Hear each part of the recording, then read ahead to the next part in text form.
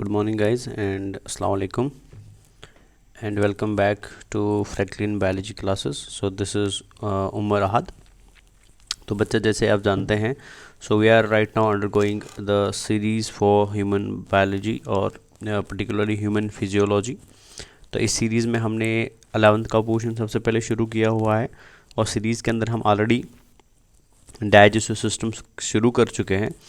तो जिस digestive system के अंदर हमने प्रीवियस क्लासेस में देखा कि न्यूट्रिशन क्या होता है, न्यूट्रिशन के मोड्स क्या होते हैं, किन्हें हम कंज्यूमर्स बोलते हैं, किन्हें हम डिकम्पोजर्स बोलते हैं, और कैसे ऑर्गेनिजम्स, अगर हम कंज्यूमर की बात करें बेटा तो उसमें हर्बिवर का मतलब क्या होता है, डेट्रीवोर्स का मतलब क्या होता है, कार्निवर का मतलब क्या होता है। एंड बिसाइड्स दिस बेटा हमने ये भी देखा कि ऑस्मोट्रॉप्स एंड फाइगोट्रॉप्स क्या होते हैं। तो आई होप आपने ये सारी चीज़ें क्लियर कर ली होगी। नेक्स्ट हमने उसके बाद लास्ट क्लास में डिस्कशन किया था रिगार्डिंग डाइजेशन। डाइजेशन क्या होता है, तो डाइजेशन में हमने देखा था मैकेनिकल डाइजेशन का मतलब क्या होता है एंड केमिकल डाइजेशन का मतलब क्या होता है। एंड जो ग्रुप ऑफ ऑर्गन्स बेटा इस डाइजेशन को कराते हैं, इस mechanical and chemical process of digestion को कराते हैं, उन्हीं को हम डाइजेस्टिव ऑर्गन्स बोलते हैं। And group of digestive organs की वजह से जो ऑर्गन सिस्टम फॉर्म होता था उसको हमने क्या नाम दिया था, डाइजेस्टिव सिस्टम नाम दिया था। फिर हमने ये भी देखा था बेटा लास्ट क्लास में कि डाइजेस्टिव सिस्टम को हम मेजरली दो पार्ट्स में डिवाइड करते हैं। First part is called as elementary canal, जिसको हम गैस्ट्रो इंटेस्टाइनल ट्रैक्ट भी बोलते हैं। एंड सेकंड को हम क्या बोलते थे, डाइजेस्टिव ग्लैंड्स, और एसोसिएटेड ग्लैंड्स भी इनको बोला जाता था। डाइजेस्टिव ग्लैंड्स के अंदर हमने देखा था सलाइवरी ग्लैंड होता है, गैस्ट्रिक ग्लैंड होता है, इंटेस्टाइनल ग्लैंड होता है, लिवर एंड पेनक्रियाज होता है। ठीक है ना। तो सलाइवरी ग्लैंड माउथ के साथ रिलेटेड है, गैस्ट्रिक ग्लैंड आपके स्टोमक के साथ रिलेटेड है, इंटेस्टाइनल ग्लैंड बेटा स्मॉल इंटेस्टाइन में पाया जाता है। एंड बिसाइड इज दिस दो एसेसरी ग्लैंड्स भी होते हैं जो मेन डाइजेस्टिव ट्रैक्ट से बाहर पाए जाते हैं, मेन डाइजेस्टिव कैनल से बाहर पाए जाते हैं, जिसमें लिवर एंड पेनक्रियाज होता है। एलिमेंट्री कैनल हमने लास्ट क्लास में डिस्कस किया था। तो मैंने आपको बताया था कि एलिमेंट्री कैनल एक लॉन्ग ट्यूब होता है बेटा, जो शुरू होता है माउथ एंड ख़त्म होता है एनस पे बेटा, जिसको हमने तीन पार्ट्स में डिवाइड किया था, fore gut, mid gut and hind gut. And इसका वेरिएबल डायमीटर होता था बेटा। ठीक है, हर पोर्शन में डायमीटर चेंज होता रहता था, इसी को हमने एलिमेंट्री कैनल बोला था। तो एलिमेंट्री कैनल के पार्ट्स हमने देखे थे mouth, firings, oesophagus, stomach and intestine बेटा। ठीक है ना। तो माउथ के अंदर हम लास्ट क्लास में ऑलरेडी वेस्टिब्यूल फिनिश कर चुके हैं और ओरल कैविटी फिनिश कर चुके हैं बेटा। ठीक है ना। तो आज की क्लास में हम समझते हैं सबसे पहले next part of the elementary canal, जिसका मतलब है टंग। ओरल कैविटी के अंदर मैंने आपको लास्ट क्लास में ऑलरेडी प्लेट के बारे में बताया था। ठीक है ना। Rough plate and soft plate के बारे में बताया था। ठीक है, या hard plate and soft plate के बारे में बताया। हमने देखा था पैलेटाइन रूगीज किस में होती है, पैलेटाइन बून सपोर्ट किस में होता है, पैलेटाइन कार्टिलेज किस में होता है, एंड विल्वा भी हमने देखा था बेटा कि विल्वा कैसे बनता है, जिसको हमने विल्लम पैलेटाइन का भी नाम दिया था लास्ट क्लास में। ठीक है। तो चलिए आज की क्लास में हम पर्टिकुलरली बात करते हैं फ्लोर ऑफ ओरल कैविटी की। And floor of oral cavity में हमें किसको पढ़ना है, हमें एक इंपॉर्टेंट स्ट्रक्चर को पढ़ना है, जिसको हम क्या बोलते हैं, जिसे हम टंग बोलते हैं। ठीक है। सबसे पहले हम देख लेते हैं एनसीईआरटी ने टंग के बारे में क्या लिखा है, तो फिर हम बाकी चीज़ें इसको डिस्कस में थोड़ा डिटेल पर पढ़ेंगे। तो अकॉर्डिंग टू एनसीईआरटी अगर हम जाए तो एनसीईआरटी ने एक छोटी सी लाइन में लिखा बेटा कि टंग एक फ्रीली मूवेबल मस्कुलर ऑर्गन है। तो मतलब टंग एक ऐसा डाइजेस्टिव ऑर्गन है जिसको आप इजीली मूव कर सकते हैं बेटा अपनी ओरल कैविटी में, जो प्रोट्रूसिबल होता है, हम उसको ओरल कैविटी से बाहर निकाल सकते हैं। और ये किसका बनता है बेटा, ये मसल्स का बनता है। एंड ये भी याद रखना बेटा इंपॉर्टेंट एग्जाम के लिए, ये कौन सी मसल्स होती है, हम ऑलरेडी पढ़ चुके हैं, ये स्केलेटल मसल्स होती है बेटा। तो टंग किन मसल्स का बना होता है, स्केलेटल मसल्स का बना होता है, जो मैं ऑलरेडी आपको टिश्यूज़ में पढ़ा चुका हूँ। नेक्स्ट लिखा है बेटा, ये टंग जो है ये अटैच्ड रहता है ओरल कैविटी के फ्लोर के साथ, मतलब ये नीचे अटैच्ड रहता है बेटा बाय ए फोल्ड, जिस फोल्ड को हम क्या बोलते हैं, फ्रेन्यूलम। और ये मैं लास्ट क्लास में बता चुका था। लिप्स के फ्रेन्यूलम को हम लैबियल फ्रेन्यूलम बोलते हैं, एंड टंग के फ्रेन्यूलम को हम लिंगुअल फ्रेन्यूलम बोलते हैं। तो जैसे आप इस पिक्चर को अगर आप देखेंगे तो ये ग्रीन कलर में बेटा हमने टंग दिखाया है, तो ये हमारा पूरा ओरल कैविटी हो गया यहाँ पे बेटा। तो नीचे आप देख सकते हैं बेटा ये फ्लोर ऑफ ओरल कैविटी है इधर, एंड इस फ्लोर ऑफ ओरल कैविटी में क्या पाया जाए, टंग। लेकिन टंग को हमने फ्लोर के साथ जोड़ा बेटा इस मस्कुलर फोल्ड से, जो आपको यहाँ पे दिखाई दे रहा है। ठीक है ना, ये आपको क्लियर यहाँ पे दिखाई दे रहा है।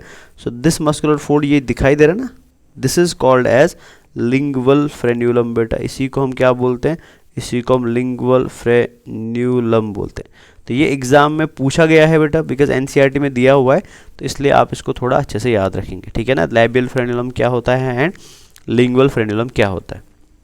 चलिए आगे लिखा है बेटा कि जो टंग की अपर सरफेस होती है, ठीक है ना, तो उस अपर सरफेस के ऊपर छोटे छोटे से प्रोजेक्शंस पाए जाते हैं, ठीक है, छोटे छोटे से कुछ स्ट्रक्चर्स पाए जाते हैं, जिन स्ट्रक्चर्स को हम क्या बोलते हैं, पैपले बोलते हैं बेटा, ठीक है, इनको हम पैपले बोलते हैं। एंड इन पैपलेस के अंदर कुछ पैपलेज में क्या मिलते हैं, टेस्ट बर्ड्स मिलते हैं। तो हम ये डिटेल में अभी देखेंगे बेटा पैपले कौन से होते हैं, कहाँ पे होते हैं, पर अभी इतना याद रख लीजिए कि टंग का जो ऊपर वाला पार्ट होगा, द अपर सरफेस ऑफ टंग होगा बेटा, तो इस अपर सरफेस ऑफ टंग में आपको कुछ प्रोजेक्शंस मिलती है, those projections are called as papillae. And इन पैपलेस के अंदर क्या पाए जाते हैं, टेस्ट बर्ड्स पाए जाते हैं। तो एनसीईआरटी ने इतना ही लिखा है, इसके आगे कुछ एनसीईआरटी ने नहीं लिखा। तो बट हम क्या करेंगे, हम थोड़ा सा एनसीईआरटी से बाहर जाके टंग को स्टडी करने की कोशिश करते हैं, टंग को समझने की कोशिश करते हैं, एंड देखते हैं बेटा कि जो पैपले के बारे में टंग एनसीईआरटी ने लिखा है वो पैपले कौन से हैं और उनमें कैसे टेस्ट बर्ड्स पाए जाते हैं, ठीक है ना। तो अगर हम टंग को शुरुआत से स्टडी करें, ठीक है, तो हम एक डायग्राम की बात करते हैं यहाँ पे सबसे पहले। तो इस डायग्राम के अकॉर्डिंग हम टंग को समझने की कोशिश करते हैं, ठीक है। तो सबसे पहली चीज़ जो आपके टंग के बारे में याद रखनी है बेटा, जो एनसीईआरटी में भी दिया हुआ है, तो याद रखेंगे टंग क्या होता है, एक मस्कुलर ऑर्गन होता है, ठीक है। तो सबसे पहले सिंपल सिंपल चीज़ों से शुरू करते हैं, फिर थोड़ा कॉम्प्लिकेटेड चीज़ें याद रखेंगे। तो फर्स्ट ऑफ ऑल जो चीज़ आप याद रखेंगे टंग के बारे में, that tongue is a muscular, तो टंग एक मस्कुलर ऑर्गन होता है बेटा, ठीक है, ये तो पहली चीज़ आप याद रखेंगे। दूसरी चीज़ याद रखेंगे कि जो मसल टंग को बनाता है वो कौन सा मसल होता है बेटा, वो स्केलेटल मसल होता है। तो ये स्केलेटल मसल से बना हुआ ऑर्गन होता है बेटा, स्केलेटल मसल है। एंड ऑलरेडी हम टिश्यूज में पढ़ चुके हैं बेटा, ये बिकॉज ये स्केलेटल मसल है, तो ये मसल कैसा होगा, ये वॉलंटरी मसल होगा बेटा, मतलब टंग हमारे विल के अकॉर्डिंग क्या करती है बेटा, काम करती है, तो ये वॉलंटरी मसल होगा। ऑल्दो ये सारी चीज़ें एनसीईआरटी में नहीं लिखी है, बट ये आपको खुद याद रखनी है, ठीक है। नेक्स्ट जो चीज़ एनसीईआरटी में लिखी है बेटा कि टंग क्या होता है बेटा, ये फ्रीली मूवेबल ऑर्गन होता है बेटा, फ्रीली मूवेबल बेटा, मतलब आप इसको किसी भी डायरेक्शन में, अप डाउन साइडवेज, आप इसको किसी डायरेक्शन में क्या कर सकते हैं, मूव करा सकते हैं बेटा, फ्रीली मूवेबल ऑर्गन होता है बेटा, ठीक है। नेक्स्ट इंपॉर्टेंट चीज़ याद रखेंगे कि टंग जो होता है बेटा, टंग हमारे ओरल कैविटी के अंदर फ्लोर के साथ जुड़ा रहता है, फ्लोर के साथ अटैचड रहता है बेटा बाय वेरी इंपॉर्टेंट स्ट्रक्चर, जिसको हम क्या बोलते हैं, that is called as lingual frenulum बेटा, that structure is called as lingual frenulum बेटा, ठीक है ना। तो ये भी याद रखेंगे। एंड और एक चीज़ याद रखना बेटा कि टंग जो होता है, टंग का जो अपर मोस्ट पार्ट होता है, ऊपर वाला हिस्सा होता है बेटा, तो ऊपर वाले हिस्से के अंदर आपको कुछ स्पेशल प्रोजेक्शंस मिलती है, एंड दीज प्रोजेक्शंस बेटा दे आर कॉल्ड एज पैपले बेटा, क्लियर है। तो ये थोड़ा सा इंफॉर्मेशन है जो आपको याद रखना है, इतना आई होप आपको समझ आया होगा बच्चा, ठीक है। अब ये जो पैपले की हम बात कर रहे हैं, ये पैपले क्या है, ये पैपले कहाँ पे है, तो इसको हम थोड़ा इस डायग्राम से समझने की कोशिश करते हैं। तो मान लीजिए फॉर एग्जाम्पल हमने क्या किया, हमने टंग को बाहर निकाला और टंग को बेटा हम अपर साइड से देख रहे हैं, ठीक है, ऊपर वाली साइड से देख रहे हैं। तो जब आप टंग को ऊपर वाली साइड से देखेंगे तो आपको क्या देखने को मिलता है, द अपर सरफेस ऑफ टंग, ये तो अपर सरफेस ऑफ टंग है ना, तो इसके अंदर आपको क्या मिलता है बेटा, सबसे पहले याद रखेंगे आपको स्ट्रैटिफाइड स्क्वामस एपिथेलियम मिलता है, तो ये भी मैं इधर ही ऐड कर देता हूँ। तो टंग के ऊपर आपको क्या मिलता है बेटा, स्ट्रैटिफाइड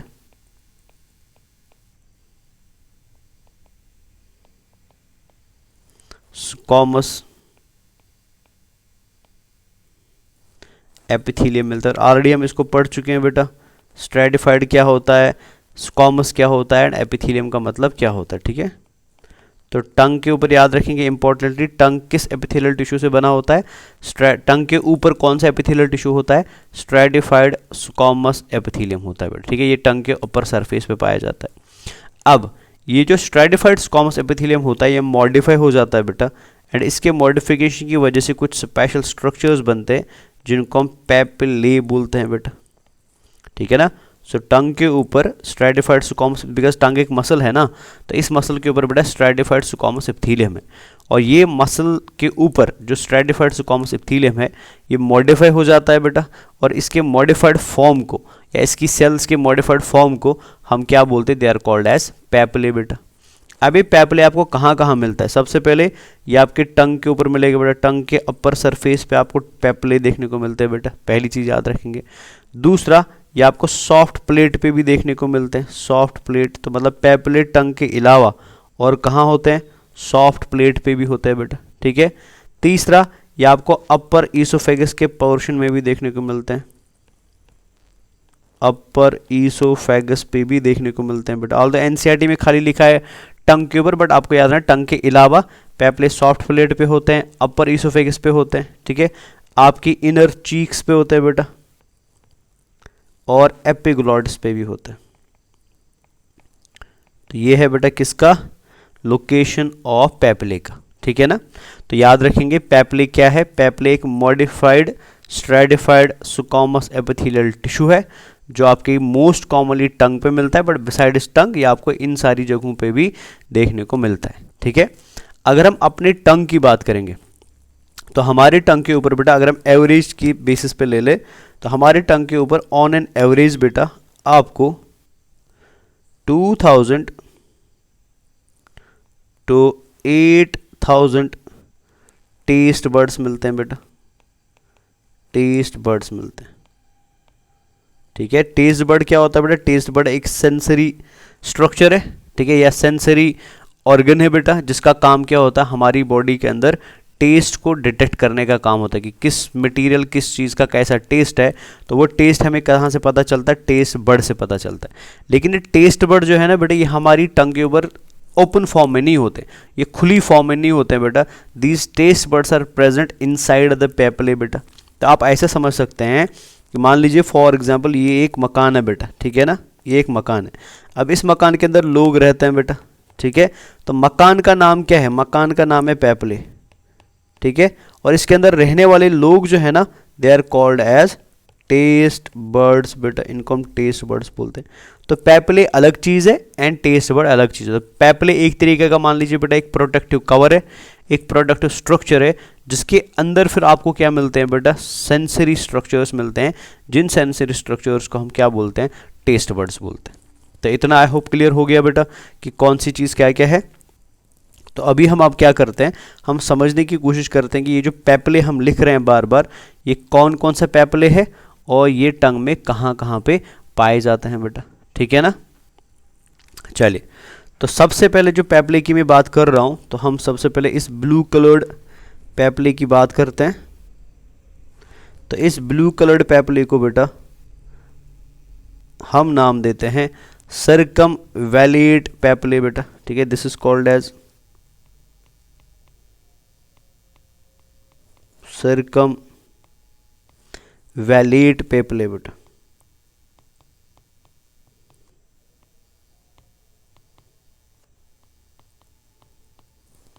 तो ये पहला पैपिले हो गया, पहले बस हम नाम लिखेंगे फिर इनके बारे में डिस्कशन करेंगे। तो फर्स्ट पैपिले जो आपको दिखाई दे रहा है टंग में बेटा, ठीक है, गोल कलर का राउंड शेप्ड पैपिले है, ठीक है ना, बड़े साइज का पैपिले है, दूर से आपको दिखाई दे रहा है टंग में। सो दीज राउंड शेप्ड पैपिलेज बेटा जो टंग में पाए जाते हैं, कहाँ पे पाए जाते हैं, कैसे होते हैं हम बाद में देखेंगे। तो इनको हम क्या बोलते हैं, they are called as circumvallate papillae बेटा। दूसरा पैपिले आपको ये वाला दिखाई दे रहा है, इसको हम इधर से हाईलाइट कर देते बेटा, ठीक है ना। तो ये अगेन ब्लू कलर में ही बने हुए हैं, छोटे छोटे से आपको यहाँ पे दिखाई दे रहे हैं बेटा ये पैपिलेज। तो इन्हें हम बोलते हैं फोलिएट पैपिलेज बेटा, they are called as foliate papillae, ठीक है। तो एनसीईआरटी ने इनको डिफाइन नहीं किया है, बट इनको डिफाइन करना जरूरी है बिकॉज इस पे क्वेश्चन पूछा जाता है। तो एक हो गया आपका सर्कमवैलेट पैपिले, दूसरा हो गया आपका फोलिएट पैपिले, ठीक है। अब थर्ड पैपिले आपको बेटा टंग में पेरिफेरी पे दिखाई दे रहा है, रेड कलर में बना हुआ बच्चा, ठीक है। तो ये आप देख सकते हैं बेटा, ये पैपिलेज आपको इधर दिखाई दे रहे हैं, ये वाले पैपिलेज बेटा, ठीक है। इनको हम बोलते हैं फंगीफॉर्म पैपिले,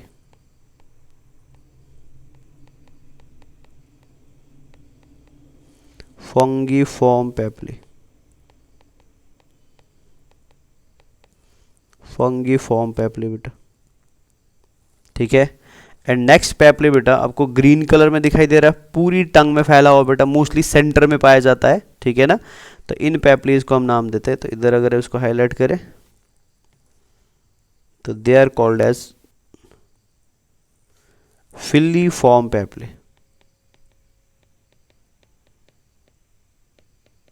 फिलीफॉर्म पेप्ली।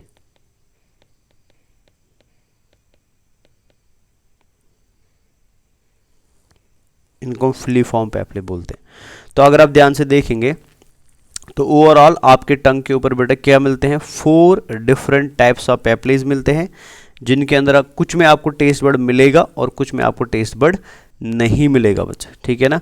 तो कौन से पेप्ले, इन जनरल इनको हम लिंगुअल पेप्लेज बोलते हैं। इन सबको मिला के हम क्या बोलते हैं, टंग के ऊपर पाने वाले पेप्लेज को लिंगुअल पेप्लेज बोला जाता है बेटा, ठीक है ना। तो लिंगुअल पेप्ले क्या होते हैं बेटा, ये छोटे निप्पल लाइक स्ट्रक्चर्स होते हैं बेटा, जो टंग के ऊपर वाले साइड में पाए जाते हैं, जो टंग को बेटा एक अलग तरीके का टेक्सचर भी देते हैं, एक अलग तरीके की शेप भी। ऑल्दो टंग एक मसल है, पर टंग बेटा अगर आप नज़दीक से देखेंगे मसल जैसा दिखता नहीं है, बिकॉज इस मसल के ऊपर आपको क्या मिलता है, स्ट्रैटिफाइड स्क्वामस एपिथेलियम मिलता है बेटा, जो हम ऑलरेडी पढ़ा चुके हैं आपको, ठीक है ना। स्ट्रैटिफाइड स्क्वामस एपिथेलियम मिलता है, एंड ये स्ट्रैटिफाइड स्क्वामस एपिथेलियम मॉडिफाई हो जाता है बेटा, एंड इसकी मॉडिफाइड फॉर्म को हम क्या बोलते हैं, the modified form is called as papillae. और ये पेप्ले बेटा जो टंग पे मिलते हैं, they are specifically called as lingual papillae बेटा। और कितने तरीके के लिंगुअल पेप्लेज होते हैं, 4 टाइप्स ऑफ लिंगुअल पेप्लेज होते हैं। कौन कौन सा, circumvallate lingual papillae, foliate lingual papillae, fungiform lingual papillae and filiform lingual papillae बेटा। क्लियर हो गया ये। तो सबसे पहले हम बात करते हैं सर्कमवेलेंट लिंगुअल पेप्ले की बेटा। तो सर्कमवेलेंट लिंगुअल पेप्ले के बारे में जो सबसे पहली चीज़ आप याद रखेंगे ना, वो याद रखना है बेटा कि ये इन्वर्टेड वी शेप्ड होते हैं बेटा। आप देख सकते हैं बेटा,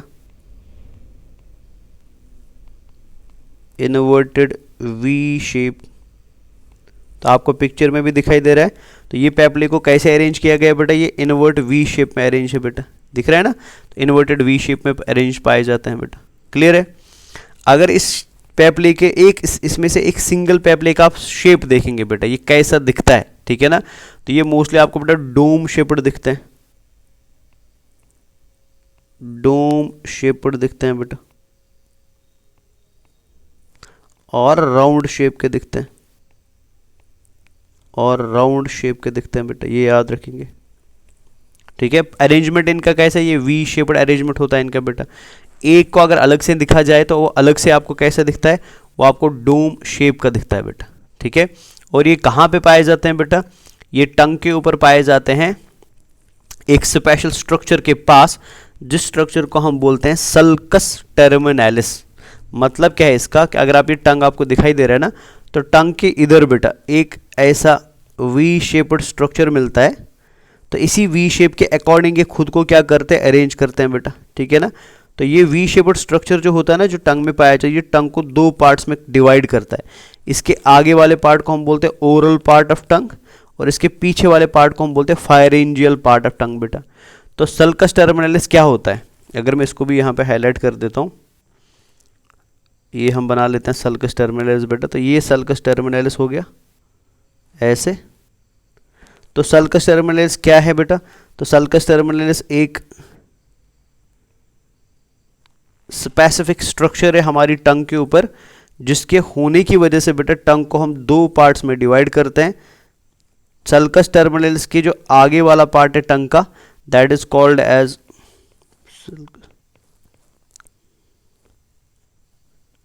इसको हम बेटा सल्कस टर्मिनैलिस बोलते हैं। तो सल्कस टर्मिनैलिस के आगे वाला हिस्सा जो है टंग का, this part is called as oral part. तो ये ओरल पार्ट ऑफ टंग हो गया, याद रखना है बच्चा। एंड सल्कस टर्मिनैलिस के पीछे वाला जो हिस्सा है टंग का बेटा, यहाँ पे भी टंग ही होता है, उसको हम क्या बोलते हैं, फायरेंजियल पार्ट ऑफ टंग बोलते हैं, ठीक है ना। और एक पॉइंट यहाँ पे याद रखना है कि सल्कस टर्मिनैलिस के सेंटर में यहाँ पे एक डिप्रेशन पाया जाता है बेटा। अगर आप अपने टंग को भी कभी देखेंगे तो यहाँ पे एक डिप्रेशन सा मिलेगा बेटा, छोटा सा एक डिप्रेशन मिलेगा। So that depression which is present in the sulcus terminalis बेटा, उसका नाम है फोरामेन सीकम। इसको बेटा फोरामेन सीकम बोलते हैं, फोरामेन सीकम बोलते हैं, ठीक है। तो ये याद रखेंगे। तो अगर मैं इन जनरल आपको बता दूं क्या याद रखना है, तो आपको याद रखना है सर्कमवैलेंट पेपले इन्वर्टेड वी शेप्ड होते हैं। वो इन्वर्टेड वी शेप्ड क्यों है? बिकॉज वो पाए जाते हैं बेटा किसके पास, एक वी शेप्ड स्ट्रक्चर के पास, जिस वी शेप्ड स्ट्रक्चर को हम सल्कस टर्मिनलिस बोलते हैं। सल्कस टर्मिनलिस बेटा हमारे लिए इंपॉर्टेंट क्यों है? बिकॉज सल्कस टर्मिनलिस हमारी टंग को दो हिस्सों में डिवाइड करता है। इसके आगे जो हिस्सा होता है टंग का, that is called as oral part of tongue. इसके पीछे जो हिस्सा होता है टंग का, that is called as pharyngeal part of tongue बेटा। सल्कस टर्मिनलिस के सेंटर में आपको एक डिप्रेशन मिलेगा, ठीक है, मतलब एक छोटा सा एक गड्ढा जैसा मिलेगा बेटा। So that depression is called as foramen caecum बेटा। ये क्लियर हो गया यहां तक।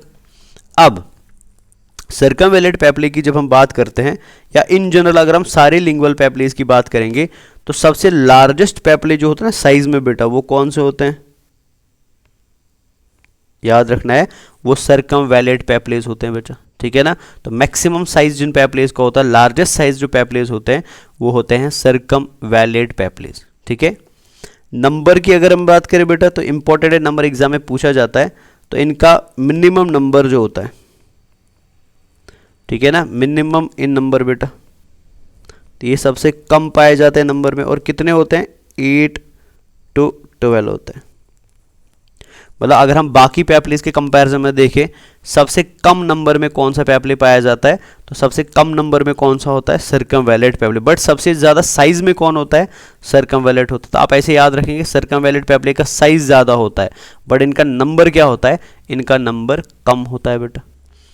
अब इंपॉर्टेंट चीज याद रखेंगे, मैंने अभी आपको बोला था बेटा पेप्ले एक तरीके का कवच है, जिस कवच के अंदर फिर क्या पाए जाते हैं? जिस कवच के अंदर फिर हमारे टेस्ट बड्स पाए जाते हैं। तो सबसे ज़्यादा जो टेस्ट बड्स पाए जाते हैं नंबर में, maximum number of taste buds are present in circumvallate papillae बेटा। तो याद रखेंगे बियर, ठीक है ना, maximum number of taste buds बेटा, टेस्ट बड्स। तो सबसे ज़्यादा टेस्ट बड्स कहाँ होते हैं? सर्कमवैलेंट पेप्ले में होते हैं। और कितने होते हैं बेटा? हर एक पेप्ले के अंदर आपको कम से कम 100 to 300 टेस्ट बड्स मिलेंगे बेटा, ठीक है, 100 to 300 टेस्ट बड्स मिलेंगे। तो ये सारी इंफॉर्मेशन आप याद रखें किसके लिए? सर्कमवैलेंट पेप्ले के लिए। तो अगेन मैं बता रहा हूँ, तो सर्कमवैलेंट पेप्ले कहाँ होते हैं बेटा? ये फायरेंजियल पार्ट ऑफ टंग में होते हैं, ठीक है ना, टंग के बैक साइड में होते हैं। बिकॉज मैंने आपको बोला सल्कस टर्मिनलिस के आगे वाला ओरल पार्ट हो गया, इसके पीछे वाला फायरेंजियल पार्ट। तो सर्कमवैलेंट पेप्ले फायरेंजियल पार्ट ऑफ टंग में होते हैं। ये इन्वर्टेड वी शेप्ड पैटर्न में पाए जाते हैं। साइज में बेटा ये सबसे लार्जेस्ट पेप्लेज होते हैं। शेप में डोम और राउंड शेप के होते हैं। नंबर बद देखा जाए तो इनका सबसे कम नंबर होता है, 8 से 12 पाए जाते हैं बेटा। लेकिन अगर इनके अंदर आप टेस्ट बर्ड्स गिनोगे तो सबसे ज़्यादा टेस्ट बर्ड्स आपको कहाँ पे गिनने को मिलेंगे? वो आपको सर्कमवैलेंट पेप्ले मिले। और कितने होते हैं? हर एक के अंदर आपको 100 से लेकर 300 तक टेस्ट बर्ड्स देखने को मिलते हैं बेटा, ठीक है। सो ये सारी इंफॉर्मेशन आप इंपॉर्टेंटली याद रखेंगे किसके लिए बेटा? सर्कमवैलेंट पेप्ले के लिए। तो ये हमारा सर्कमवैलेंट पेप्ले हो जाता है खत्म। अब हम आते हैं सेकंड पेप्ले की तरफ। तो सेकंड पेप्ले हमारा है फंगी फॉर्म पेप्ले बेटा। जैसे आप इसका नाम ही समझ सकते हैं, फंगी फॉर्म। फंगी फॉर्म मतलब बेटा ये फंगई मशरूम के जैसा होगा, मशरूम शेप्ड पेप्लेज होते हैं बेटा, ठीक है ना, इसलिए इनको फंगी। बिकॉज मशरूम किस किंगडम से बिलोंग करता है बेटा? किंगडम फंजे से बिलोंग करता है, ठीक है, that's why they are called as fungiform. तो ये मशरूम शेप्ड होते हैं बेटा, तो ये मशरूम शेप्ड होते हैं, ठीक है, फंगी फॉर्म बेटा। या कभी कभी बेटा इनको क्लब शेप्ड भी बोला जाता है, मशरूम शेप्ड और क्लब शेप्ड, और क्लब शेप्ड भी आप याद रखेंगे बच्चा, ठीक है। इनका कलर अगर आपको देखने को मिले, और ये कलर एग्जाम में पूछा भी गया बेटा, तो ये रेड और पिंक कलर्ड होता है बेटा। ये रेड और पिंक डॉट्स की फॉर्म में पाए जाते हैं। पूछा गया है बेटा, तो रेड और पिंक डॉट्स की फॉर्म में ये पाया। अगर आप अपनी टंग को कभी मिरर में देखेंगे तो आपको मिरर में कॉमनली देखने को मिलता है रेड कलर के, मोस्टली ये रेड कलर के होते हैं, बट पिंक में भी कभी कभी पाए जाते हैं। तो ये जो रेड कलर के नॉर्मली आपको पेपलेज देखने को मिलते हैं पूरी टंग में फैले हुए बेटा, ठीक है, मोस्टली बेटा टिप के आसपास एंड साइड में पाए जाते हैं। तो ये कौन से पेपलेज होते हैं, ये फंगी फॉर्म पेपले होते हैं बेटा, ठीक है। ये कहाँ पे पाए जाते हैं बेटा, तो ये मोस्टली आपको टंग के टिप पे पाए जाते हैं, ठीक है। एंड ये नॉर्मली बेटा साइड में भी क्या रहता है, स्कैटर्ड रहते हैं। तो अगर आप यहाँ पे देख सकते हैं बच्चा, तो ये टंग की टिप पे है और कहाँ पे बेटा, साइड में स्कैटर्ड फॉर्म में, मतलब फैले हुए मिलते हैं बेटा, ऐसे मोस्टली यहाँ पे पाए। ऑल्दो ये सारी टंग में होंगे, बट मोस्टली एक तो लैटरल साइड में पाए जाते हैं और एक तो टिप पे पाए जाते हैं बेटा, ठीक है ना। तो यहाँ पे लिख देते हैं बेटा प्रेजेंट, ठीक है, प्रेजेंट ऑन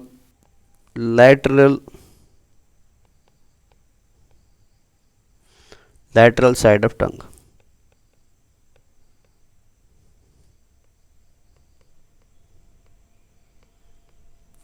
and tip। तो ये टंग की टिप पे मिलते हैं और लैटरल साइड में मिलते हैं बेटा, ठीक है। अब इनके अंदर भी आपको क्या मिलेंगे, टेस्ट बर्ड्स मिलेंगे बेटा, ठीक है ना। तो टेस्ट बर्ड आपको सर्कमवेलेट में मिलता है और टेस्ट बर्ड आपको फंगी फॉर्म में मिलता है। तो लिख देते हैं taste buds present, taste buds, तो इनमें आपको टेस्ट बर्ड्स मिलते हैं बच्चों। बिकॉज एनसीईआरटी में लिखा था कुछ में होते हैं, मोस्ट में होते हैं, तो किस किस में होते हैं ये आपको याद रखना पड़ेगा। तो सर्कमवेलेट में भी होते हैं एंड फंग, लेकिन सबसे ज़्यादा किस में होते हैं, सर्कमवेलेट में, इसलिए उनका नंबर हमने लिख दिया बेटा, उनमें कितने होते हैं। चले नेक्स्ट पेपले जो हमारा, तो ये हमने फिनिश कर दिया। तो फंगी फॉर्म हमारा कंप्लीट हो गया एंड सर्कमवेलेट हमारा कंप्लीट हो गया। फंगी फॉर्म के बारे में भी ये याद रखना पड़ेगा, इनका ओवरऑल शेप कैसा होता है, क्लब और फंगस शेप होता है। मतलब ये कुछ ऐसे होंगे बेटा, इस तरीके के पेपलेस होंगे बेटा, ऐसे पाए जाते हैं, ठीक है, क्लब और फंगस शेप्ड होते हैं। चले नेक्स्ट हमारा है फोलिएट पेपले बेटा। तो फोलिएट से आप नाम से समझ सकते हैं, फोलिएट का मतलब लीफ होता है।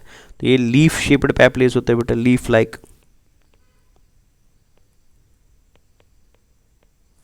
ये लीफ लाइक पेपलेस होते हैं बेटा, ठीक है।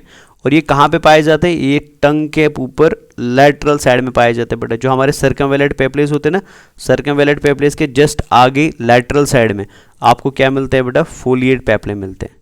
ये एब्सेंट होते हैं अडल्ट्स में, ठीक है ना। तो अडल्ट में ये नहीं पाए जाते हैं, बट ये प्रेजेंट होते हैं बेटा इन्फेंट्स, मतलब बचपन के अंदर, प्रेजेंट इन इन्फेंट्स, मतलब बचपन में आप में फोलिएट पेपले थे, बट जैसे बड़े हो गए बताइए ये डिजेनरेट हो जाते हैं, ये खत्म हो जाते हैं। बट हर्बीवोरस एनिमल्स के अंदर, घास खाने वाले एनिमल्स के अंदर ये पूरी ज़िंदगी पाए जाते हैं। लेकिन इन केस ऑफ ह्यूमंस अगर देखा जाए तो ह्यूमंस में इन्फेंट्स में मिलते हैं, बच्चों में मिलते हैं, बट जब अडल्ट फॉर्म होता है बेटा, बच्चा अडल्ट में कन्वर्ट होता है तो उसके अंदर फोलिएट पेपले क्या हो जाता है, ख़त्म हो जाते हैं, ठीक है। लेकिन जब बच्चों में होते हैं तो तब इसमें क्या मिलेंगे आपको, इसके अंदर भी आपको टेस्ट बर्ड देखने को मिलते हैं बच्चा। लास्ट हमारा है फिलीफॉर्म पेपले बेटा, ठीक है। तो याद रखेंगे बेटा, हमारी टंग के ऊपर जो सबसे छोटे पेपलेज होते हैं, स्मॉलेस्ट पेपलेज होते हैं बेटा, वो होते हैं फिलीफॉर्म पेपलेज बेटा। साइज में जो सबसे छोटे होते हैं वो फिलीफॉर्म पेपले होते हैं एंड ये मोस्ट अबंडेंट होते हैं बेटा, या मोस्ट न्यूमरस आप लिख सकते हैं। तो सबसे ज़्यादा नंबर में भी कौन होते हैं बेटा, सबसे ज़्यादा नंबर में पेपलीज फिलीफॉर्म होते हैं। यहाँ पे मैं टेस्ट बर्ड की बात नहीं कर रहा हूँ, यहाँ पे पेपली की बात कर रहा हूँ। सबसे कम पेपले थे सर्कमवेलेट, सबसे ज़्यादा पेपलेज है फिलीफॉर्म पेपलेज बेटा। सबसे ज़्यादा टेस्ट बर्ड पाए जाते थे सर्कमवेलेट में, ये याद रखना बच्चा। तो सबसे ज़्यादा नंबर में जो पेपले है वो होता है फिलीफॉर्म पेपले बेटा, क्लियर। ये वाइट कलर के होते हैं बेटा। तो अगर आप अपनी टंग को कभी मिरर में देखें तो आपकी टंग मोस्टली बेटा वाइट कलर की दिखाई देती है, हल्की सी वाइटिश होती है। टंग का वाइट कलर मोस्ट कॉमनली क्यों देखने को मिलता है, बिकॉज आपकी टंग पे मोस्ट कॉमनली पेपलेज कैसे होते हैं, फिलीफॉर्म होते हैं बेटा। इंपॉर्टेंट चीज़ एग्जाम के लिए याद रखना है बेटा कि इनके अंदर टेस्ट बर्ड्स नहीं होते हैं, ठीक है ना। तो टेस्ट बर्ड्स नॉट प्रेजेंट बेटा,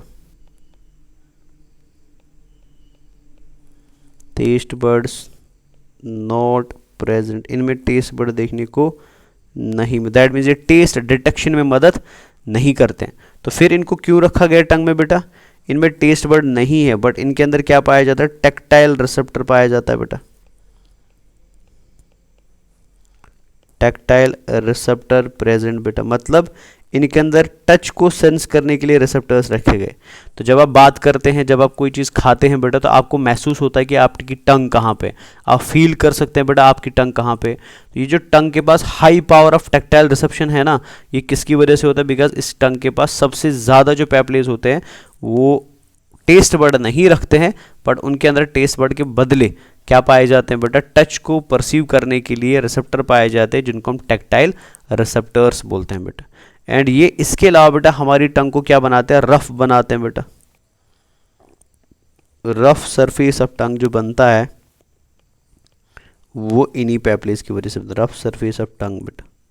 अब रफ सरफेस ऑफ टंग हमारे लिए ज़रूरी क्यों है, बिकॉज जब हम फूड को चबाएंगे तो मैस्टिकेशन के टाइम पे बेटा फूड ईजिली मूव कर सकता है आपकी टंग के ऊपर, बिकॉज वो फूड स्लिप नहीं करेगा बेटा। और उसको स्लिप कराने से रोकने का एक रीज़न था हार्ड प्लेट और रफ प्लेट, एंड दूसरा रीज़न क्या है बेटा, फिलिफॉर्म पैपलेज है।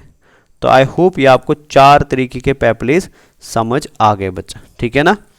तो पैपलेज क्लियर हो गए, तो इनको हम एक बार देख लेते हैं कि रियलिटी में ये पैपले कैसे दिखते हैं बच्चा। तो इधर आप देख सकते हैं इस पिक्चर में, तो ये आप देख लीजिए, तो ये आपको जो पैपले यहाँ पे दिखाई दे रहे हैं, तो ये कौन से पैपले बेटा, दे आर सर्कमवैलिड पैपले बेटा। तो ये सर्कमवैलिड पैपलेज हो गए, इंपॉर्टेंट है, याद रखेंगे बच्चा, ठीक है। दीज ऑल आर सर्कमवैलिड पैपलेज बेटा, ठीक है।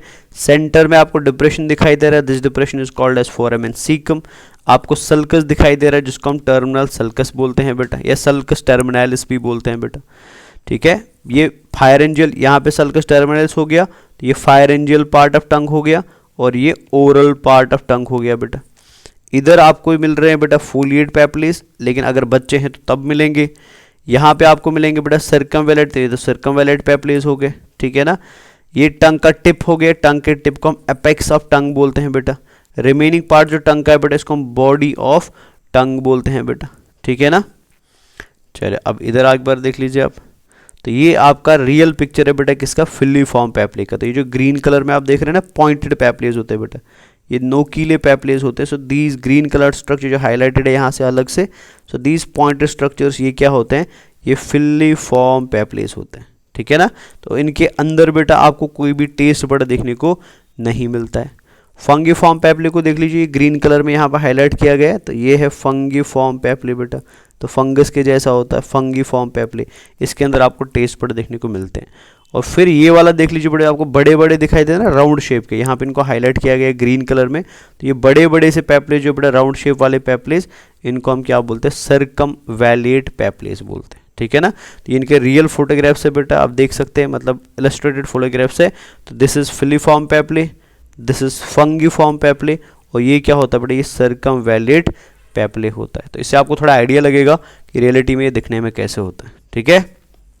तो आई होप पैपलेज आपका क्लियर हो गया बच्चा, ठीक है। अब इधर इस डायग्राम पे हम वापस आते हैं और इस चीज़ को थोड़ा समझने की कोशिश करते हैं। मैंने आपको अभी बोला बच्चा कि ये हिस्सा जो टंग का है ना, ये वाला हिस्सा, this part is called as pharyngeal part of tongue, ठीक है ना। जो हिस्सा हमको नॉर्मली दिखाई देता है अपने मुंह में बेटा, ठीक है ना, ये हिस्सा हमको नॉर्मली दिखाई देता है, इसको हम ओरल पार्ट ऑफ टंग बोलते हैं। जब आप टंग के फायरेंजियल पार्ट पे देखेंगे ना, तो फायरेंजियल पार्ट ऑफ टंग में बेटा आपको कुछ स्पेशल स्ट्रक्चर्स देखने को मिलते हैं, जिन स्पेशल स्ट्रक्चर्स को हम टॉन्सिल्स बोलते हैं, ठीक है। इनको हम क्या नाम देते हैं, टॉन्सिल्स नाम देते हैं बेटा। अब ये टॉन्सिल क्या होता है, इसको आप पहले समझ लीजिए बेटा, what do we actually mean by tonsil बेटा। आपको याद रखना है, एग्जाम में पूछा भी गया है बेटा, कि मान लीजिए फॉर एग्जाम्पल एलिमेंट्री कैनाल की बात करते हैं, मान लेते हैं एलिमेंट्री कैनाल है बेटा ऐसे,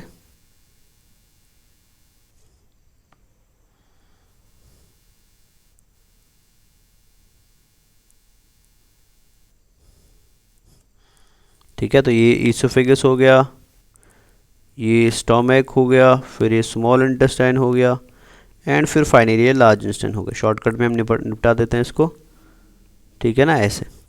तो होता क्या है बेटा, हमारी बॉडी के अंदर जो हमारा एलिमेंट्री कैनाल है ना, तो इस एलिमेंट्री कैनाल को बेटा लाइन करता है कुछ स्पेशल टिश्यूज़, मतलब इस पूरे एलिमेंट्री कैनाल में आपको कुछ स्पेशल टिश्यूज़ मिलते हैं बेटा, these tissues are called as lymphoid organs बेटा। इनको हम क्या बोलते हैं?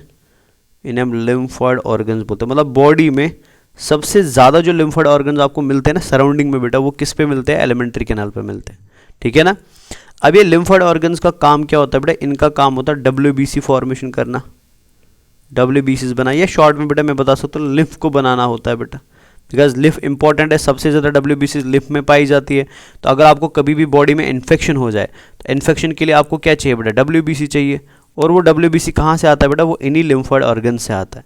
और ये लिम्फॉइड ऑर्गन कहाँ मिलते हैं बेटा? ये आपके एलिमेंट्री कैनाल के म्यूकोसा में मिलते हैं। हम आगे पढ़ेंगे anatomy of alimentary canal, but अभी आप इतना याद रख लीजिए कि हमारे एलिमेंट्री कैनाल का जो म्यूकोसा होता है, उस म्यूकोसा के अंदर आपको बेटा लिम्फॉइड स्ट्रक्चर्स मिलते हैं, लिम्फॉइड ऑर्गन्स मिलते हैं, जिनका काम क्या होता है बेटा? लिम्फ बनाना। और लिम्फ को बनाना जरूरी क्यों है? बिकॉज लिम्फ की वजह से ही क्या बनते हैं बेटा? WBCs बनती है। एंड सबसे ज़्यादा नंबर ऑफ WBC कहाँ मिलेगा आपको? लिम्फ में मिलेगा, ठीक है। सो ये जितने भी लिम्फॉइड ऑर्गन्स बेटा आपके एलिमेंट्री कैनाल में होते हैं ना, इनको हम शॉर्ट में माल्ट बोलते हैं बेटा। Very very important for exam बेटा। तो हमारी बॉडी के अंदर 50% जो लिम्फॉइड ऑर्गन्स होते हैं वो कहाँ पे पाए जाते हैं? एलिमेंट्री कैनाल के आसपास पाए जाते हैं। So all these lymphoid organs together are known as MALT बेटा। मॉल्ट का मतलब होता है म्यूकोसा एसोसिएटेड लिम्फॉइड टिश्यू बेटा। मतलब ऐसा लिम्फॉइड टिश्यू जो किसके साथ जुड़ा हुआ है? एलिमेंट्री कैनाल के म्यूकोसा के साथ जुड़ा हुआ है। और इसका काम क्या होता है बेटा? WBC प्रोडक्शन का होता है, ठीक है। अब ऐसे ही लिम्फॉइड ऑर्गन्स बेटा एलिमेंट्री कैनाल को छोड़ के आपके कहाँ पे मिलते हैं बेटा? आपके टंग या आपके थ्रोट के आसपास मिलते हैं, आपके गले के आसपास मिलते हैं बेटा। तो दोज लिम्फॉइड ऑर्गन्स जो आपके एलिमेंट्री कैनाल के नीचे पार्ट्स में नहीं मिल रहे हैं, मतलब जो ईसोफेगस में, स्टोमक में, स्मॉल इंटेस्टाइन में नहीं मिल रहे हैं, बल्कि कहाँ पे मिल रहे हैं बेटा? आपकी ओरल कैविटी के पास मिल रहे हैं। सच लिम्फॉइड ऑर्गन्स आर और कॉल्ड एज टॉन्सिल्स बेटा। ऐसे लिम्फॉइड ऑर्गन्स को हम क्या बोलते हैं? टॉन्सिल बोलते हैं। तो दोनों को पहले समझ लेना, टॉन्सिल एंड माल्ट में क्या डिफरेंस है। तो माल्ट बेटा होता है ऐसा लिम्फॉइड स्ट्रक्चर, ऐसा लिम्फॉइड टिश्यू जो हमारे एलिमेंट्री कैनाल के oesophagus, stomach and small intestine के म्यूकोसा में मिलता है बेटा, उसको माल्ट बोलते हैं। 50% लिम्फॉइड ऑर्गन माल्ट से ही बनते हैं। लेकिन माल्ट के अलावा आपको यही लिम्फॉइड टिश्यूज बेटा आपकी ओरल कैविटी में मिलते हैं बेटा, या ओरल कैविटी के सराउंडिंग में मिलते हैं। सो वो लिम्फॉइड ऑर्गन्स बेटा जो ओरल कैविटी की सराउंडिंग में मिलते हैं ना, उनको हम क्या नाम देते हैं? उनको हम टॉन्सिल्स नाम देते हैं बेटा, ये याद रखेंगे। तो मतलब टॉन्सिल भी क्या है? टॉन्सिल भी एक लिम्फॉइड टिश्यू ही है, बट कैसा लिम्फॉइड टिश्यू बेटा? जो मिलता है आपकी ओरल कैविटी के अंदर या टंग के आसपास बच्चा। क्लियर है?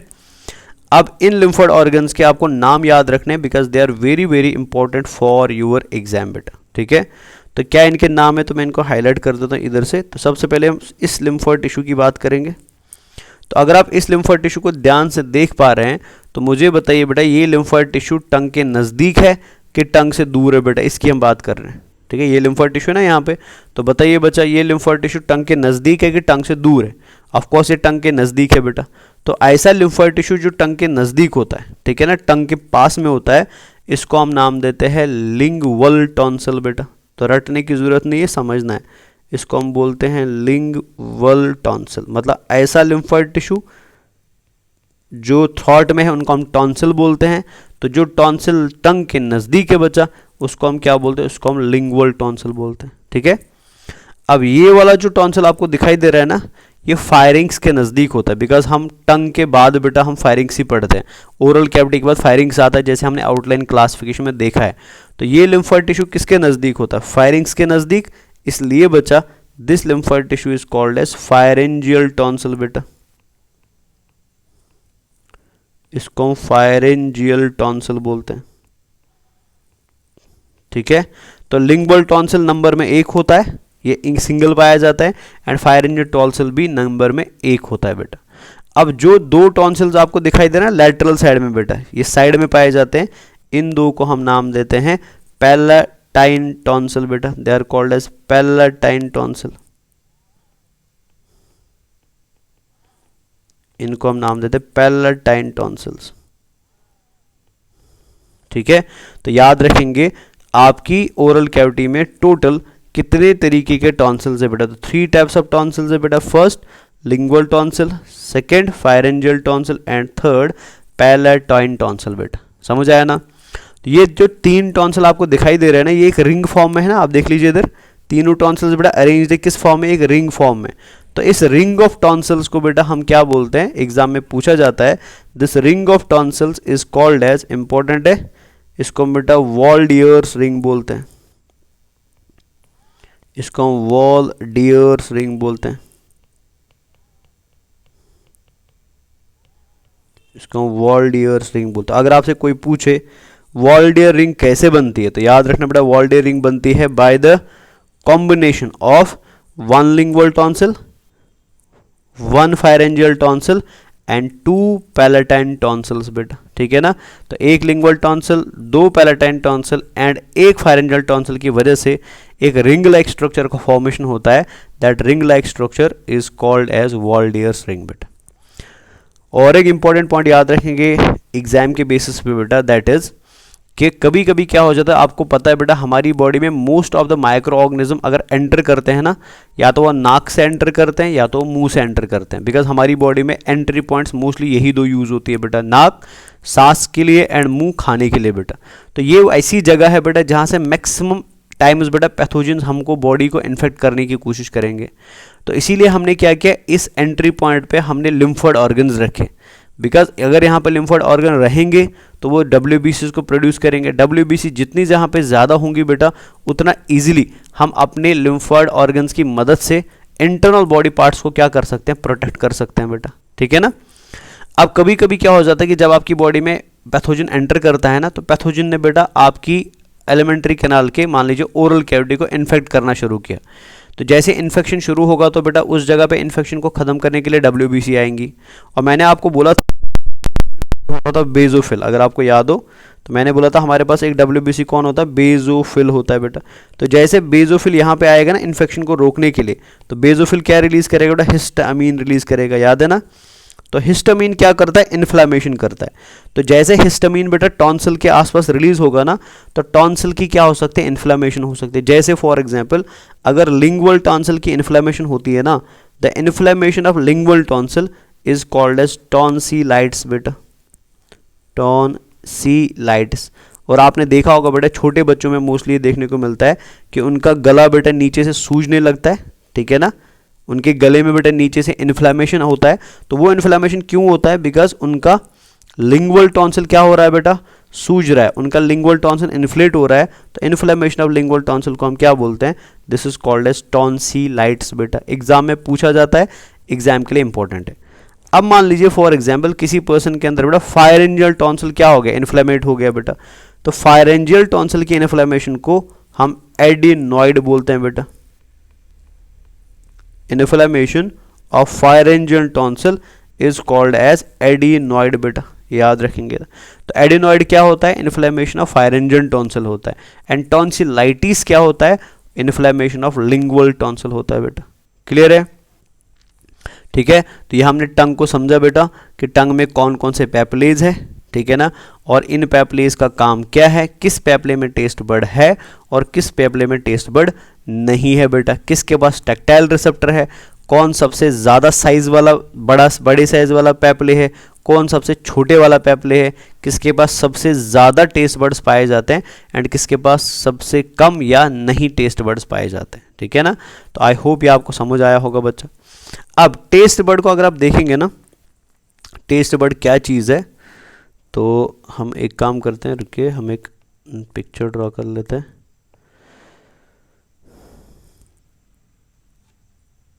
जैसे फॉर एग्जाम्पल अगर हम एक टेस्ट बर्ड को ड्रॉ करें यहाँ पे, तो टेस्ट बर्ड दिखता कैसे रियलिटी में, तो टेस्ट बर्ड एक्चुअल में बनता है बेटा 2 प्रकार की सेल्स से, ठीक है ना। जैसे मैं यहाँ पे डायग्राम एक ड्रॉ कर रहा हूँ,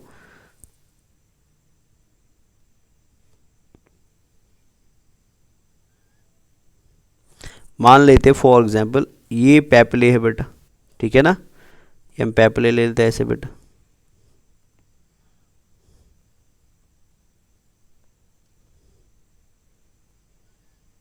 ये पैपले है। तो पैपले के पास बेटा एक ओपनिंग पाया जाता है जिस ओपनिंग को हम टेस्ट पोर बोलते हैं, ठीक है ना। अब इस पैपले के अंदर जब आप जाएंगे ना, तो इस पैपले के अंदर बेटा आपको कुछ सेल्स ऐसी मिलती है,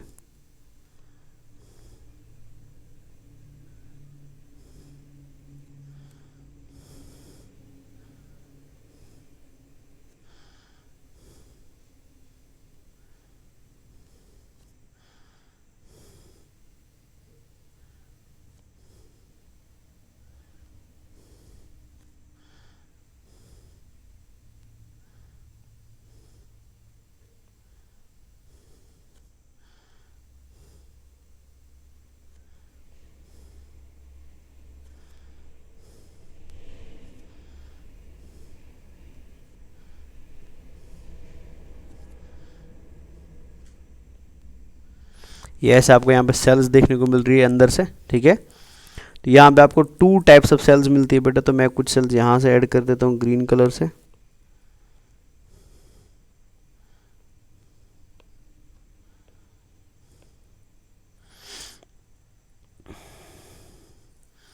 तो ये न्यूक्लिएटेड सेल्स है यहाँ पे, इनके पास न्यूक्लियस भी पाया जाता है बेटा, ठीक है ना। अब ये हमारा यहाँ पे पैपले कंप्लीट हो जाता है बेटा ऐसे। तो ये ओपनिंग ऑफ पैपले जो होती है ना, जहाँ से टेस्ट मटेरियल बेटा, जिसकी वजह से हमारी बॉडी में टेस्ट फील होगा, वो टेस्ट मटेरियल यहाँ से एंटर करता है बेटा। So this opening is called as taste pore, ठीक है। तो ये जो ब्लैक कलर में आपको बाहर से कवच दिखाई दे रहा है ना, तो ये कवच रियलिटी में क्या है, ये कवच में पैपले है बेटा। ये फिलीफॉर्म पैपले हो सकता है, ये फंगीफॉर्म पैपले हो सकता है, ये वेलिएट पैपले हो सकता है, या फोलिएट पैपले हो सकता है। लेकिन इसके अंदर आप देख लीजिए बेटा, फिर इसके अंदर आपको क्या मिलता है, एक्चुअल में वो स्ट्रक्चर मिलता है जो हमारी बॉडी को टेस्ट का डिटेक्शन करवाता है। So that structure is called as taste bud. तो ये आपको दिखाई दे रहा है यहाँ पे टेस्ट बड।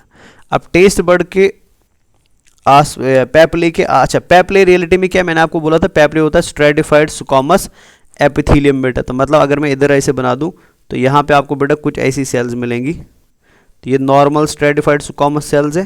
तो यही स्ट्रेटिफाइड स्क्वामस सेल्स बेटा कुछ मॉडिफाई हो जाती है, and those modified stratified squamous cells बेटा वो क्या बनाती है, वो पैपले बनाती है ना। तो ये हमने टिश्यूज़ में ऑलरेडी पढ़ा था बेटा। तो ये है simple squamous epithelial, stratified squamous epithelial cells. But इन्हीं सेल्स में से बेटा कुछ सेल्स मॉडिफाई होगी, एंड आफ्टर मॉडिफिकेशन बेटा उन्होंने क्या बनाए, उन्होंने स्पेशलाइज्ड सेल्स बनाए, जिनको हम क्या बोलते हैं, जिनको हम पैपलेज बोलते हैं बेटा, ठीक है। तो मैं थोड़ा बना लेता हूँ, बाकी अब यहाँ पे बाद में ऐड कर सकते हैं। अब जब हम अंदर की तरफ देखते हैं बेटा, इनसाइड देखते हैं, तो हमें पता चलता है दैट दीज सेल्स बेटा जो टेस्ट बड के अंदर पाई जा रही हैं, दे आर ऑफ 2 टाइप्स। तो मैं इसको ऐसे बना लेता हूँ। तो टेस्ट बड के अंदर ये सेल जो है ये 2 टाइप की है बेटा। तो मैं कुछ को कलर से थोड़ा अलग कर देता हूँ। ऑल्दो ये सारी सेल्स बेटा brush bordered stratified squamous cells है। आप देख सकते हैं बेटा इनके ऊपर बेटा माइक्रोविले ऊपर बने हुए हैं, ये हम ऑलरेडी पढ़ चुके हैं बेटा टिश्यूज़ के अंदर। तो ये ब्रश बॉर्डर्ड एपिथेलियल टिश्यू है बेटा, ताकि सरफेस एरिया इंक्रीज हो, बिकॉज जितना सरफेस एरिया इंक्रीज होगा उतना टेस्ट मटेरियल को ये क्या कर सकती है, बाइंड करके उसे डिटेक्ट कर सकती है बेटा, ठीक है ना। तो ये मैंने एक टाइप का यहाँ पे सेल बनाया। तो इस सेल को हम नाम देते हैं बेटा गस्टेटरी रिसेप्टर सेल। मैं यहाँ पे लिख देता हूँ। So this cell is called as gustatory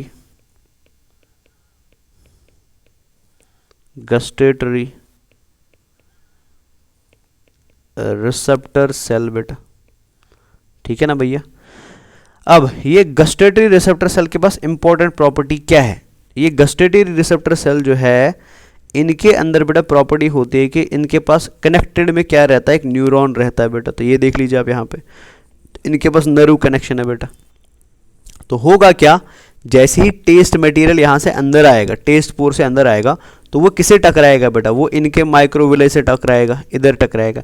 जैसे ही टेस्ट मटेरियल बेटा इनके माइक्रोविले से टकराएगा ना, because they are modified neurons बेटा, गस्टेटरी रिसेप्टर सेल रियलिटी में क्या है, एक मॉडिफाइड न्यूरॉन है बेटा। तो जैसे ही इस मॉडिफाइड न्यूरॉन से टेस्ट मटेरियल टच करेगा, तो ये क्या जनरेट करेगा, ये नर्व इम्पल्स जनरेट करेगा बेटा। तो नर्व इम्पल्स जैसे ही जनरेट होगा ना, तो ये नर्व इम्पल्स बेटा टेस्ट रिसेप्टर से क्या आएगा, बाहर आएगा, और किसकी तरफ जाएगा, ब्रेन की तरफ जाएगा बेटा। एंड ब्रेन के अंदर ये क्या डेवलप करेगा, टेस्ट रिसेप्शन का रेस्पॉन्स डेवलप करेगा बेटा। समझ आया ना। तो याद रखेंगे कि जो ये गस्टेटरी सेल होती है, इसके इंपॉर्टेंट प्रॉपर्टी क्या है बेटा। तो याद रखेंगे सबसे पहले ये क्या होती है बेटा, ये मॉडिफाइड न्यूरॉन होता है, मॉडिफाइड न्यूरॉन होता है बेटा। ये एक्चुअल में मॉडिफाइड न्यूरॉन है, ठीक है ना। इसका लाइफ, इसको यूज करते हैं बेटा टेस्ट रिसेप्शन के लिए, टेस्ट रिसेप्शन। और इसका लाइफ स्पैन कितना होता है बेटा, 10 डेज होता है। मतलब 10 दिनों तक ये सेल जिंदा रहेगा, और 10 दिनों बाद इसके बदले क्या बनेगा, कि नया सेल बनेगा बेटा, 10 डेज मोस्टली। ये वेरी भी करता है बेटा डिपेंडिंग अपॉन कि आप कैसा फूड खाते हैं, ठीक है। तो ये हो गई गस्टेटरी सेल्स। अब गस्टेटरी सेल्स के बीच में आपको एक अलग टाइप का सेल दिखाई दे रहा है बेटा, ये वाला, और इस सेल में आप ध्यान से देखिए, इसमें कोई न्यूरॉन आपको देखने को नहीं मिलता है बेटा। तो इन सेल्स का काम क्या है? अगर इनमें न्यूरॉन नहीं है सो दैट मीन्स बेटा ये टेस्ट रिसेप्शन नहीं करेंगी। तो फिर इनका काम क्या है बेटा? ये सपोर्टिंग सेल्स होती है। इनका काम होता है बेटा न्यूरॉन वाली सेल्स को क्या करना? सपोर्ट करना बेटा। So these are called as supporting cells बेटा। इनको हम सपोर्टिंग सेल्स बोलते हैं। तो याद रखना बेटा, ये एनसीईआरटी में दिया हुआ है बट इस चैप्टर में नहीं दिया हुआ, या आगे जाके सेंस ऑर्गन वाले चैप्टर में दिया हुआ है। तो इसको ऐसे मत समझना है कि हम आउट ऑफ एनसीईआरटी पढ़ रहे हैं या आगे भी पढ़ना है तो इट इज़ बेटर कि हम यहाँ पे पढ़ लेते हैं बेटा। सपोर्टिंग सेल्स बेटा। तो सपोर्टिंग सेल्स क्या होती है बेटा? ये बनती है इन ग्रीन सेल्स। अच्छा, ये ग्रीन कलर की सेल जो आपको नीचे दिखाई दे रहे हैं ना, ये ग्रीन कलर की सेल्स क्या है बेटा? They are called as basal cells. Basal cell का काम क्या होता है कि अगर गस्टेटरी सेल खत्म हो गई, अगर गस्टेटरी सेल बेटा फिनिश हो गई या सपोर्टिंग सेल बेटा फिनिश हो गई, तो इन सेल्स को बनाने का काम किसका होता है? बेसल सेल्स का होता है बेटा। तो ये प्रेजेंट होती है बेस पे, प्रेजेंट एट द बेस, इसलिए बेसल बोलते हैं बेटा। Present at the base of taste bud, तो टेस्ट बड के बेस पे पाई जाती है बेटा, ठीक है। और इनका काम क्या होता है बेटा? ये बनाती है form supporting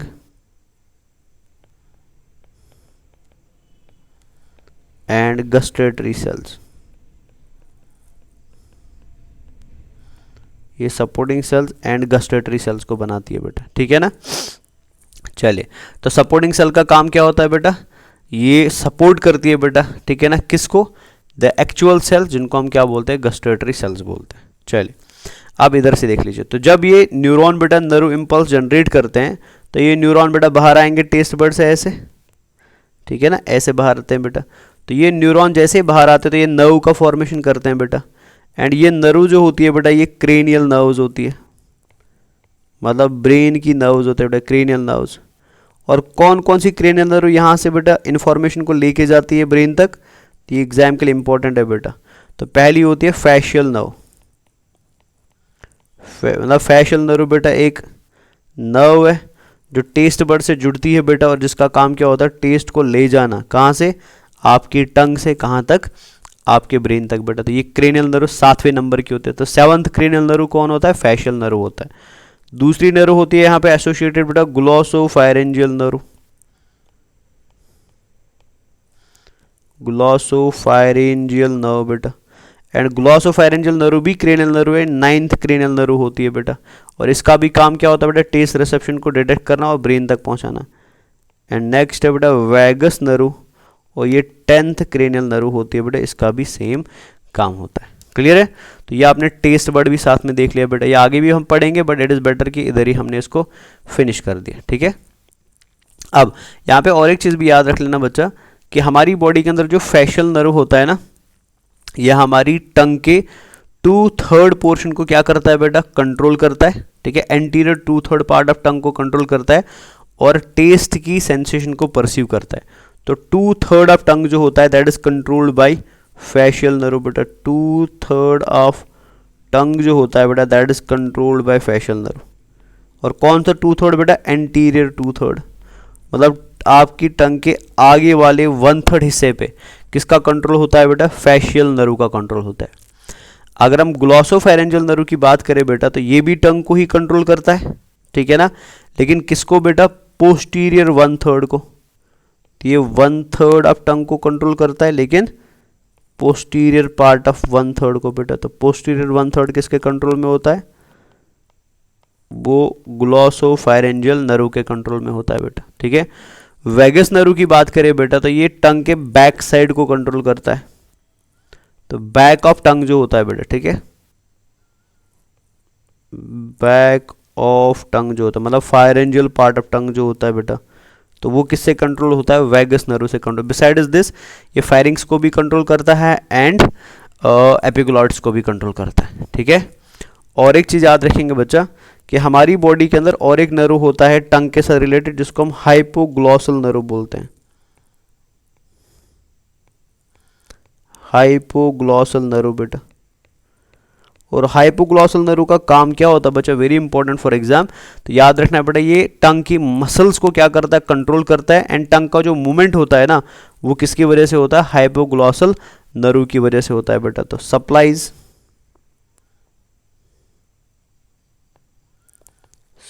muscles of tongue, muscles of tongue, ठीक है ना, एंड मूवमेंट ऑफ टंग बेटा, एंड मूवमेंट ऑफ टंग, ये हाइपोग्लॉसल नर्व की वजह से होता है बेटा, ठीक है। अगर टंग में कभी पेन हो जाए, या टंग के अगर आप कोई गर्म चीज़ खाते तो आपको गर्मी का एहसास होता है, या कभी दांत से टंग में लग जाती है तो बेटा टंग में एक एक्यूट पेन होता है बेटा, ठीक है ना। तो वो टंग का पेन परसीव करने का काम, या टंग को अगर बेटा अगर कोई गर्म चीज़ फील होती है तो वो गर्मी फील करने का काम वो एक नर्व का होता है, जिसको हम ट्राइजेमिनल नर्व बोलते हैं। ट्राइजेमिनल नर्व बोलते हैं बेटा। तो मतलब ट्राइजेमिनल नर्व कैसा नर्व है बेटा, ये एक ऐसा नर्व है जो क्या करता है, सेंसेशन ऑफ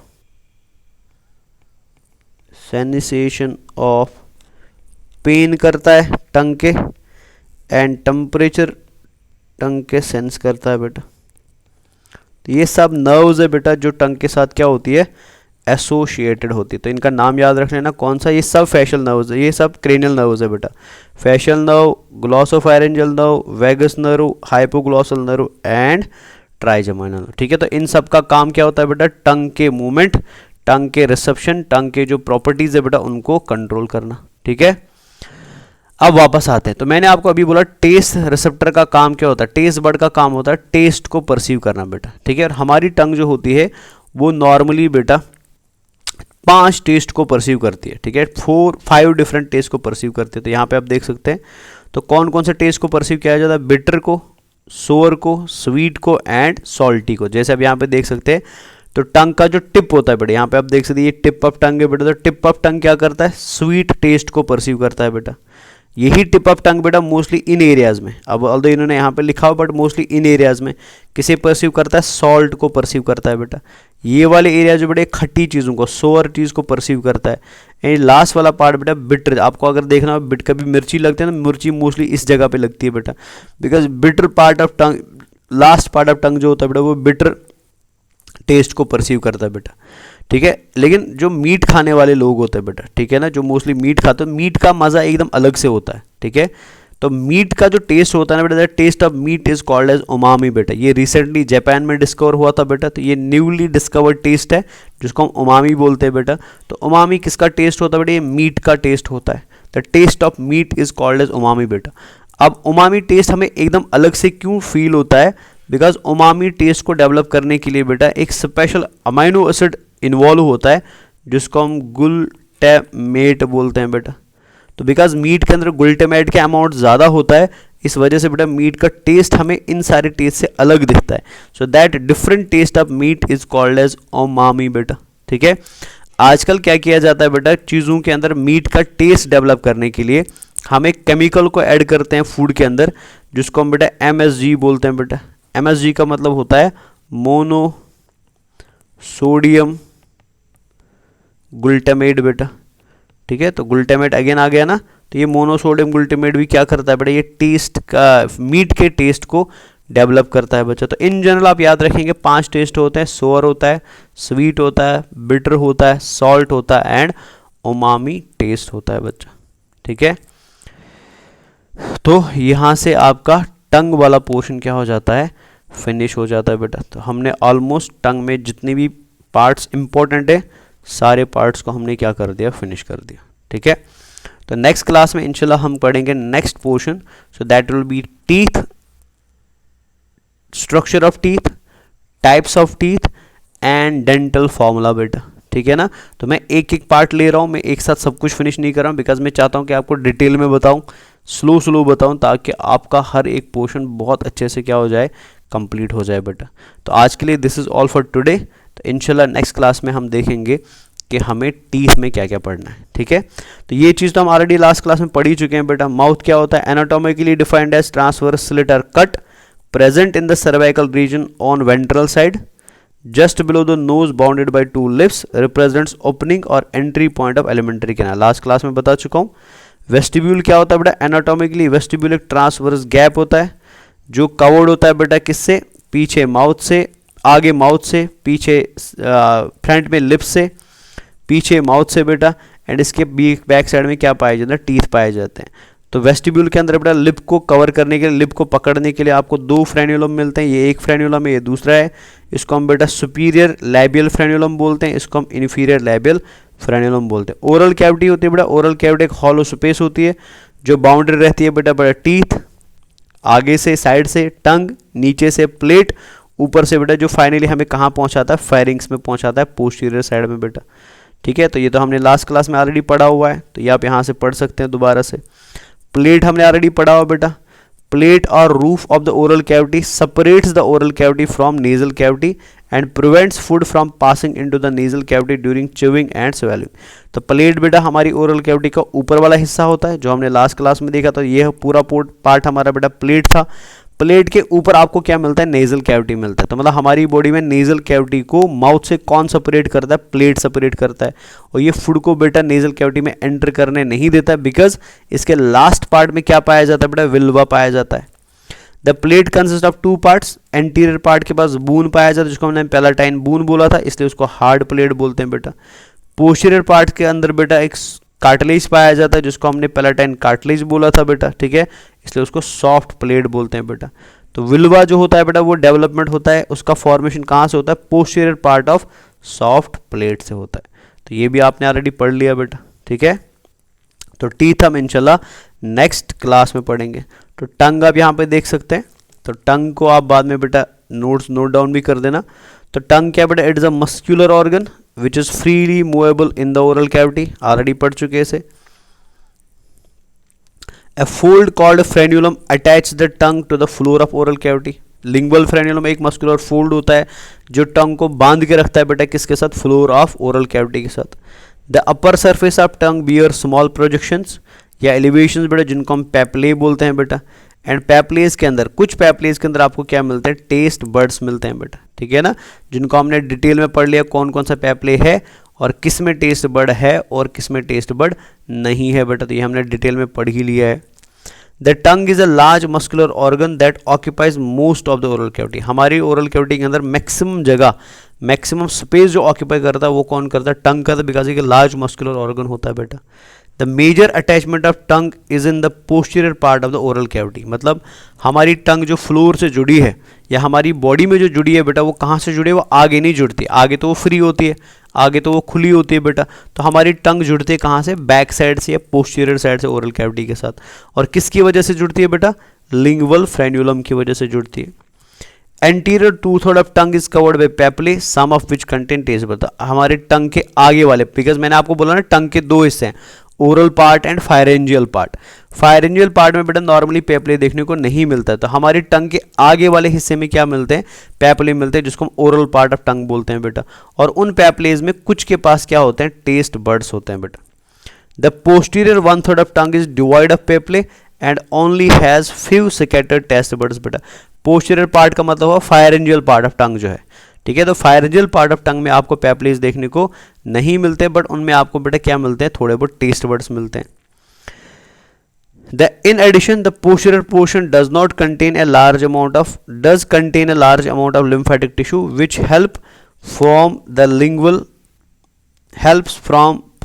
lingual tonsils बेटा। मतलब आपके पोस्टीरियर पार्ट ऑफ टंग में, फायरेंजियल पार्ट ऑफ टंग में आपको कुछ स्पेशल लिम्फोइड टिश्यूज मिलते हैं, जिन लिम्फोइड टिश्यूज को हम क्या बोलते हैं, टॉन्सिल्स बोलते हैं। एंड इन टॉन्सिल्स को बेटा नॉर्मली लिंगुअल टॉन्सिल्स भी बोलते हैं बेटा।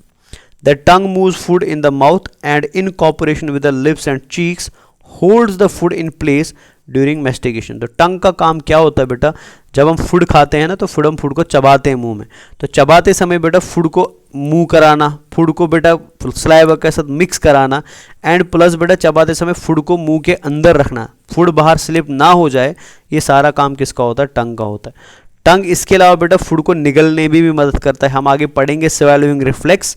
तो स्वैलोइंग रिफ्लेक्स का मतलब होता है बेटा कि फूड को हम कैसे निगलते हैं। फूड को हम बेटा हमारे माउथ से निकाल के, हमारे ओरल कैविटी से निकाल के ईसोफेगस में कैसे डाल देते हैं, उसको हम स्वैलोइंग बोलते हैं। तो स्वैलोइंग में भी मदद कौन करता है? टंग मदद करता है बेटा।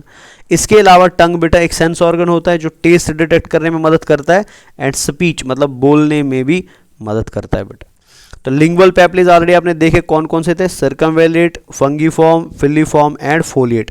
सबके पास टेस्ट बर्ड्स होते हैं एक्सेप्ट फिलीफॉर्म में टेस्ट बर्ड्स नहीं होते हैं बेटा, ठीक है ना।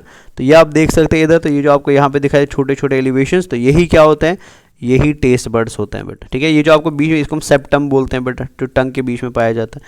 तो ये आप देख सकते हैं अगेन, ये कौन से पैपले? फिलीफॉर्म पैपलेज है बेटा। तो ये आप देख लीजिए, ये इलेक्ट्रॉन माइक्रोस्कोपी पिक्चर है किनका? फिलीफॉर्म पैपलेज का बेटा।